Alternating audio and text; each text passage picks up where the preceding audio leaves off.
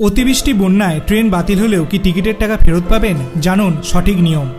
ভরা বর্ষার মরশুম, বিভিন্ন দেশের বিভিন্ন প্রান্তেই অতিবৃষ্টির জেরে প্লাবন বন্যা হয়েছে।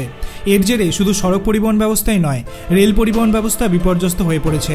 একাধিক ট্রেন বাতিল করা হয়েছে, ঘুরিয়ে দেওয়া হচ্ছে ট্রেন। এদিকে এই ট্রেন বাতিল রুট বদলের জেরে সমস্যায় পড়েছেন বহু যাত্রীরা। যদি ট্রেন ধরতে না পারেন বা ট্রেন বাতিল হয়ে যায়, সেক্ষেত্রে কি টিকিটের টাকা ফেরত পাওয়া যাবে?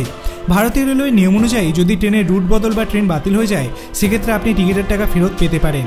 এর জন্য আপনাদের TDRL ফাইল করতে হবে। সাধারণত ভিড়ের কারণে ট্রেন মিস হলে বা কোনো ট্রেন যদি 3 ঘন্টা বা তার বেশি লেট করে, তবে টিকিটের সম্পূর্ণ টাকা ফেরত পাওয়া যায়। তবে আপনি যে জায়গায় থাকেন সেখানে যদি বন্যা হয় এবং আপনি স্টেশনে যেতে না পারেন, সেক্ষেত্রে রেলওয়েকে জানাতে হবে। তবে এক্ষেত্রে টিকিটের সম্পূর্ণ টাকা ফেরত পাওয়ার সম্ভাবনা খুবই কম। TDR কি? TDR হলো টিকিট বাতিলের একটি প্রক্রিয়া।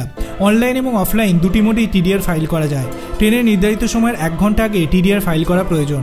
60 দিনের মধ্যে আপনার টিকিটের টাকা আপনার অ্যাকাউন্টে জমা হয়ে যাবে। কিভাবে TDR ফাইল করবেন আপনি?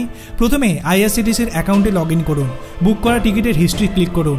ট্রেনের PNR নাম্বারটি বসান এবং তারপরে ফাইল TDR অপশানে ক্লিক করুন।